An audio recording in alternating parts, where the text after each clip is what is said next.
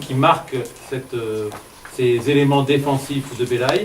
Là aussi, on verra peut-être pas très bien, mais sur ce bâtiment, donc la maison de l'archiprêtré, il y a des fenêtres à meneaux qu'on peut voir par l'autre côté.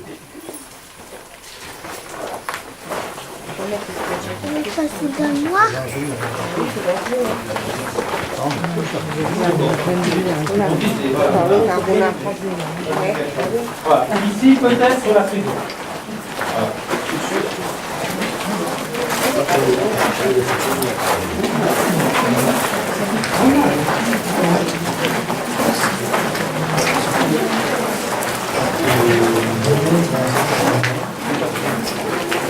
L'histoire de Belaï.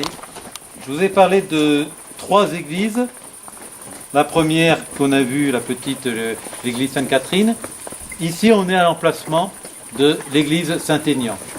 L'église Saint-Aignan, construite vers 1400.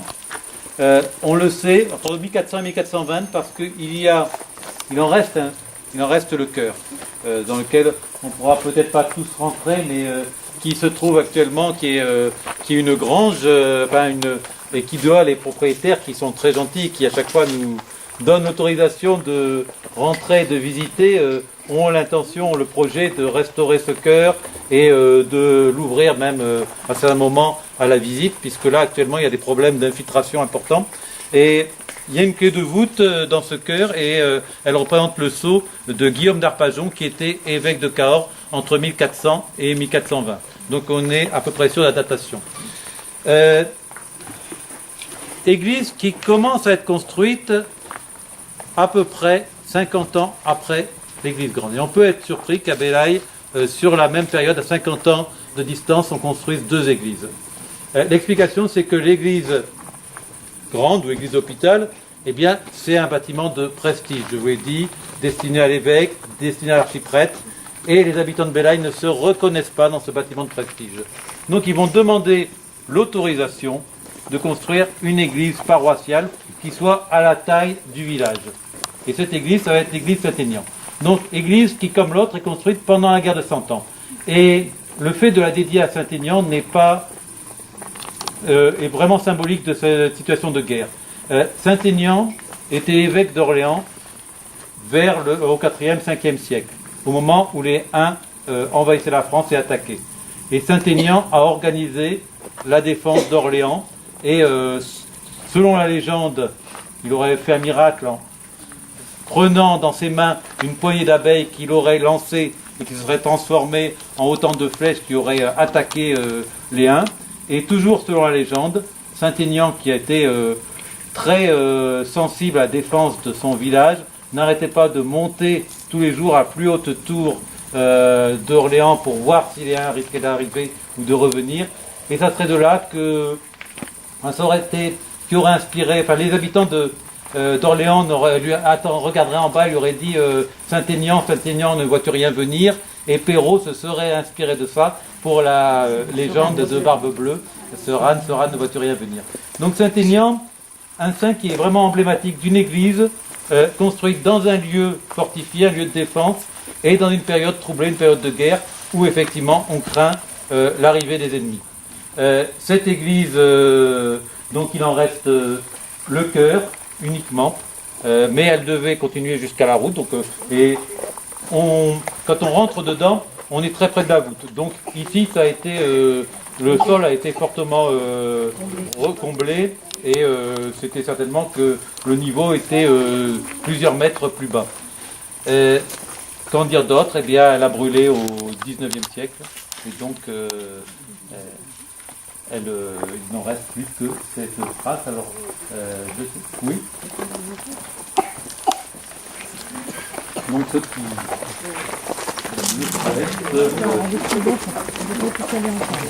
peut-être pas tous en même temps, parce qu'effectivement,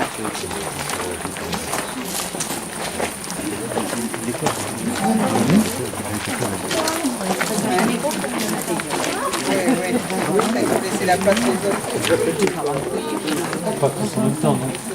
Ça, c'est le distillé de leur Oui, ça fait...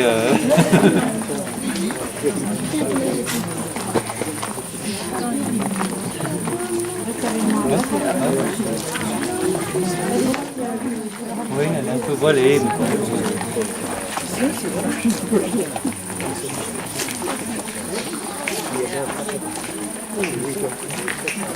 C'était aussi un village vivant avec de nombreux habitants et aussi beaucoup d'activités.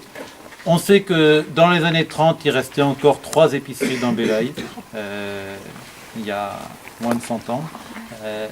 Il y avait aussi un forgeron qui avait sa forge ici. Donc là, on peut voir encore le soufflet, on peut voir le four du forgeron. Il y avait sur la petite route qui remonte un travail, c'est-à-dire que le forgeron, il était là surtout pour ferrer les chevaux, etc., soigner, ferrer aussi les bœufs. Donc le travail qui a été détruit, il en reste 2 à Belaï, il en reste un qui est très beau à la lande, il en reste un aussi sur le hameau de la Laurie, mais il y en avait un aussi dans le bourg, donc une forge, et puis ici aussi, quelque chose qui est typique des maisons anciennes, ces caves voûtées. Donc là, monsieur et madame Lolmet ne pouvaient pas être avec nous, ils avaient prévu d'être là ce soir, mais ils nous ont ouvert à la fois la forge et cette cave qui sont vraiment les éléments typiques de l'architecture et qui rappellent qu'il y avait aussi des activités, que c'était un lieu vivant. Encore vivant, mais moins de commerce.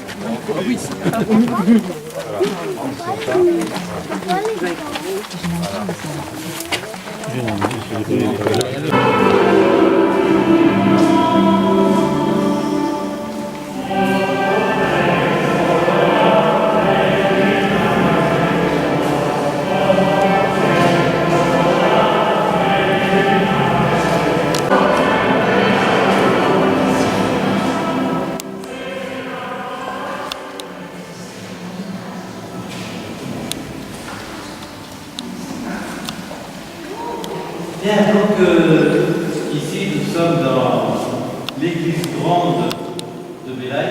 Là je vais prendre quelques notes parce que je vais prendre mes notes quelques citations intéressantes concernant cette église. Si je vais pas le faire avec la donc cette église a été, la décision de construire cette église a été prise par l'évêque de Cahors en 1353, donc quelques années après qu'il ait récupéré Belaï. Et par contre, je vous l'ai dit quand j'ai parlé des Saint-Étienne, les habitants de Belaï ne se reconnaissaient pas dans ce lieu. Ce lieu leur paraissait trop grand, démesuré, pas à la taille du culte d'Ixrété. Et donc ce lieu, cette église, a été très très longue à être achevé. On peut dire que ça a pris 400 ans pour que l'église de Belaï soit achevée. Donc 1353 d'exécution, 1365, 12 ans après, les travaux n'avancent pas. Et l'évêque de Cahors s'adresse au pape et il lui demande d'octroyer aux habitants, aux personnes qui aideraient à la construction de l'église, des indulgences, c'est-à-dire des remises de leurs péchés. Et donc il y a eu une bulle du pape Urbain V qui disait « Dans le lieu de Belaï, on a commencé à bâtir, avec la permission de l'évêque du diocèse, une église qui exige des dépenses considérables et pour l'achèvement de laquelle il est opportun de recourir à l'aumône des fidèles.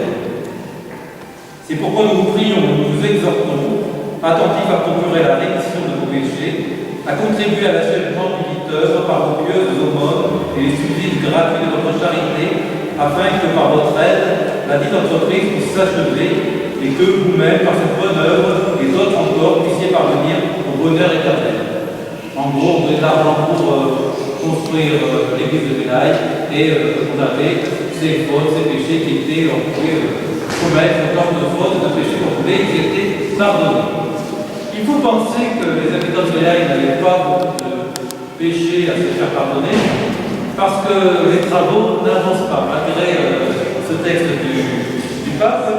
Et un siècle plus tard, à peu près, en 1458, on on a un document de Bertrand d'Orgueil, donc beau seigneur des Vélailles, qui, dans son testament, indique qu'il voudrait que, à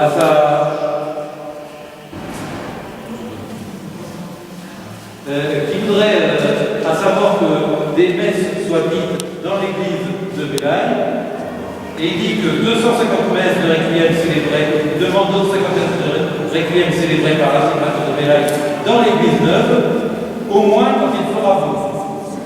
Par la raison qu'elle est en ce moment découverte et qu'il pleut. Et comme il faudrait quand même aussi que les travaux avancent, il rajoute une clause au testament dans laquelle il dit qu'à sa mort, on vend son meilleur cheval et que le prix en soit affecté pour un tiers à l'église de Vélailles pour en couvrir le chevet. Ça veut dire que soit le cheval avait très grande valeur, soit, et c'est probable aussi, les ouvriers qui travaillaient étaient très peu payés, et donc le tiers du prix d'un cheval permettait la couverture d'une église. Ça n'a sans doute pas suffi, puisque un siècle encore après, eh bien, l'église est toujours inachevée, et on pense même qu'elle est d'autant plus inachevée qu'on arrive donc en 1572, et là, ce sont les protestants qui s'emparent de la place de Vélailles, et on suppose, c'est une explication pour dire qu'elle n'était pas achevée, que peut-être qu'ils auraient mieux fait. C'est pas sûr. Il est probable aussi que les travaux étaient toujours restés inachevés. Donc 1572, l'année de la Saint-Barthélemy, c'est aussi l'année où Vélailles est prise par les protestants et va être occupée pendant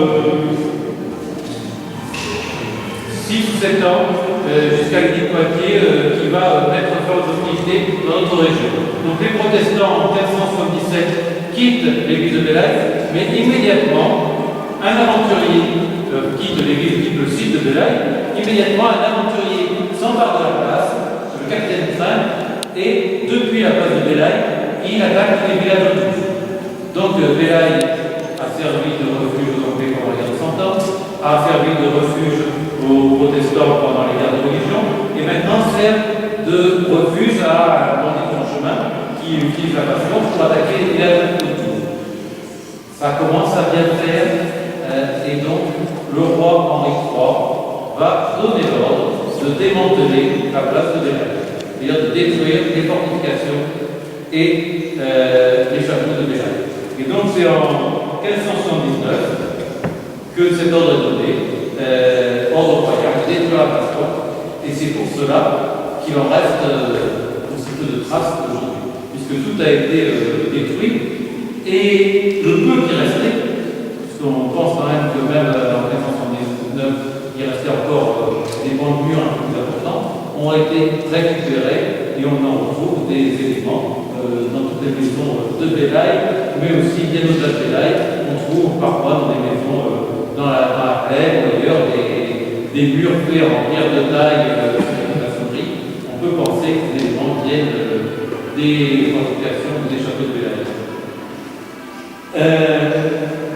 Pour revenir à l'église, à l'histoire de l'église, un siècle passe encore, 779, l'église grande est à l'abandon. La toiture est effondrée, la voûte aussi. Tous les offices paroissiaux ont lieu dans l'église de Saint-Émile. Et il faut attendre 1721, c'est-à-dire le début du XVIIIe siècle, pour que les lazaristes de Cahors décident de restaurer à leurs frais l'église de Vélailles. Donc la restauration de l'église telle qu'on la voit aujourd'hui, elle a été réellement terminée à partir de 721. Alors, beaucoup de modifications. La porte d'entrée, qui est typiquement dans un style XVIIIe. Le sol, qui a été remonté, on pense, de au moins 2 mètres de verre. L'église, dans sa forme originale, devait être au niveau de la route. C'est-à-dire que c'était encore plus monumental que ça l'est. Et un mélange de styles, effectivement, avec un petit peu des styles romans, gothiques, un petit peu quelque chose qui n'est pas vraiment un style propre, mais quand même un bâtiment qui est remarquable par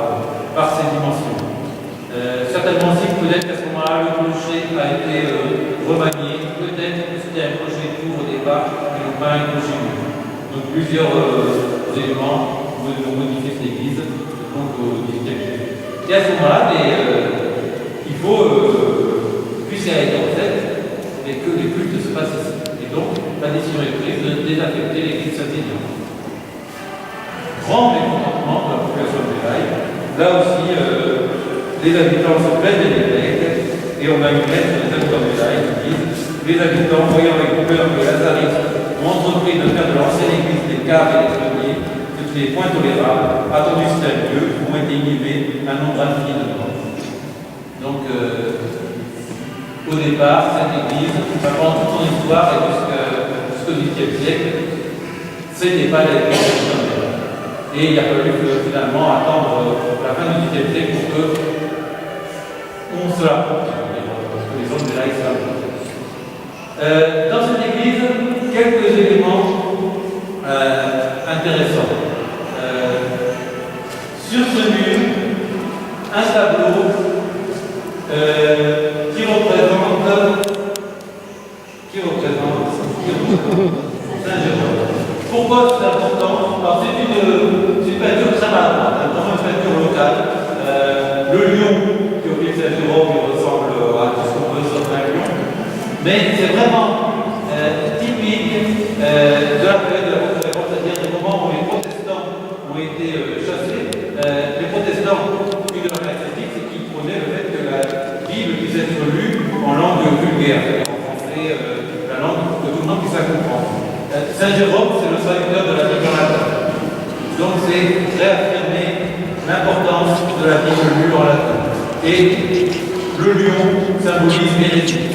Donc Saint Jérôme qui dompte le lion, c'est l'Église catholique qui domine le protestantisme. C'est un thème qui va être très fréquent justement à la période de la Contre-Réforme. Autre élément qui vient d'être restauré, la croix de procession qui est ici, qui est du XVIIe siècle. Alors, donc il y avait des processions régulièrement, en particulier au moment des rogations, c'est-à-dire toutes ces processions pour aller bénir les cultures, pour faire en sorte que la culture soit bonne et que la récolte soit bonne. Pourquoi 17e? Parce qu'elle a quelque chose de remarquable qui est vraiment typique des croix avant le 18e. Les deux pieds qui sont l'un après les autres, il y a deux parties. Alors que construite dans cette croix qui est certainement 16e, eh bien, on va toujours les deux pieds l'un sur l'autre avec un seul coup. Donc à partir du 19e, on fait l'économie d'un coup sur la fondation du Christ par le 18e. Et l'autre élément qui va à nouveau nous ramener dans la grande histoire, c'est le retable. Ce retable, il fait partie de l'histoire de Bélaï, mais aussi, on va dire, de l'histoire de France, voire même, ça rattache à l'histoire de l'Europe, puisque ceux qui sont vaudois et de la région le savent, mais Prayssac est la ville d'où est originaire le maréchal Tessier, maréchal d'Empire, qui a participé aux conquêtes napoléoniennes, et en particulier qui s'est battu en 1808. Il est allé en Espagne, puisque l'Espagne était en rébellion contre l'occupation française. Et comme tous les occupants, il a profité de son passage pour faire du pillage et pour se servir.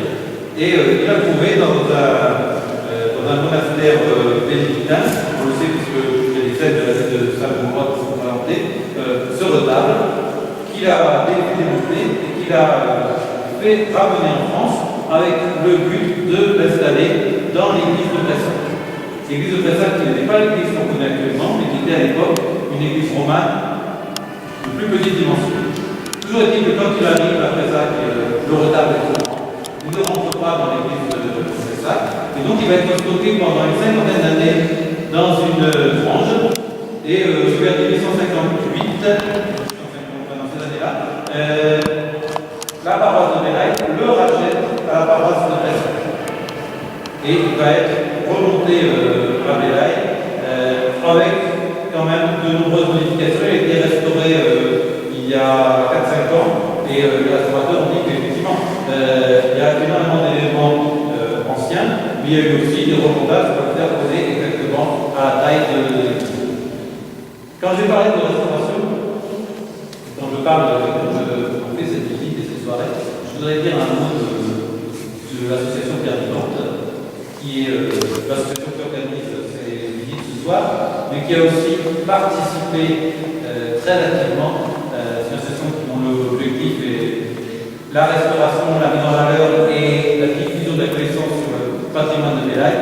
Donc, qui a participé à de nombreuses opérations de restauration de village, sur les hameaux parfois, par exemple le travail de la lampe, mais aussi beaucoup dans l'église, avec la restauration de la de Jérôme, la restauration du total, la restauration de la croix de procession, la porte d'entrée qui a été refaite, et les vitraux, puisqu'il y avait partie des vitraux qui étaient manquants, qui étaient restés emergents, qui ont été refaits l'année dernière, qui étaient inaugurés en septembre.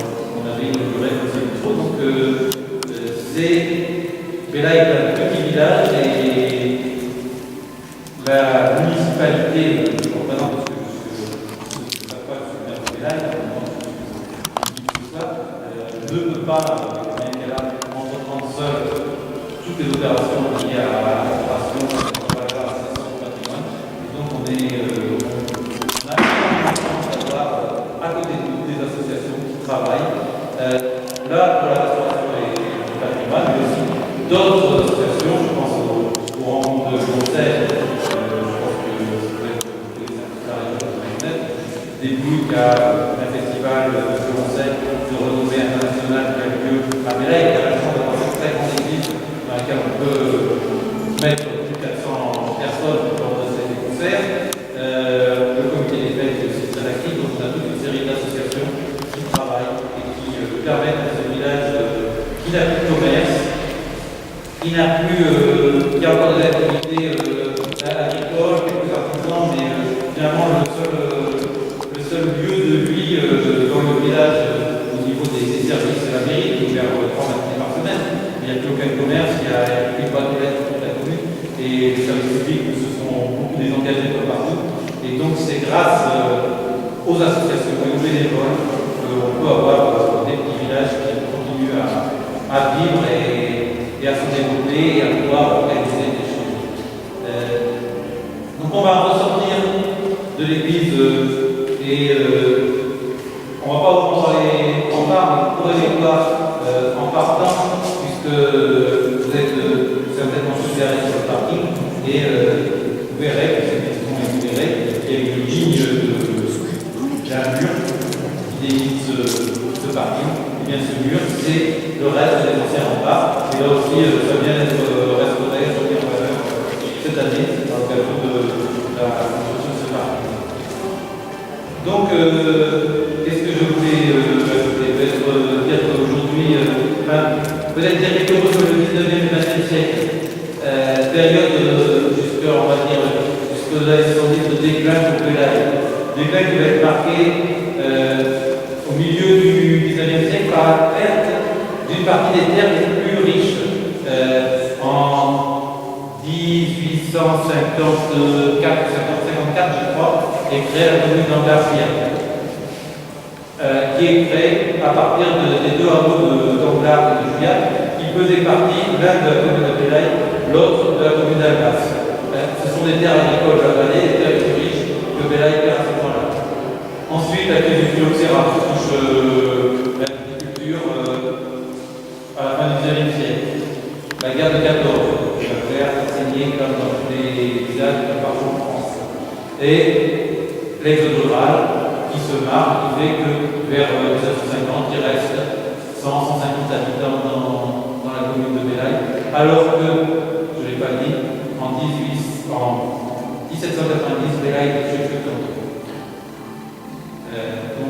avec 1790, la création des départements, à ce moment-là, Bellaye est plus coton. Il y a plus de 800 habitants dans la commune de Bellaye. Ça a duré peu de temps, puisque sous Napoléon, on va créer le département du Tarn-et-Garonne. Oui, du Tarn-et-Garonne. Et quand on crée le département du Tarn-et-Garonne, on rôde un petit peu sur tous les départements de Toulouse. Parce que Montauban avait été rattaché à Cahors. Montauban n'avait pas de département. Donc les Montalbanais demandent à avoir un département, c'est Napoléon qui a créé un département. Et à ce moment-là, les cantons sont modélisés et Belaï cesse d'être chef de canton. Donc ça dure 20 ans. Mais ça montre que c'est quand même un village très important. Et ensuite, pour le déclin, jusqu'aux années 70-80, là on a à nouveau des gens qui reviennent. On a les rencontres de violoncelle, ce festival qui se crée en 1983, oui, je crois.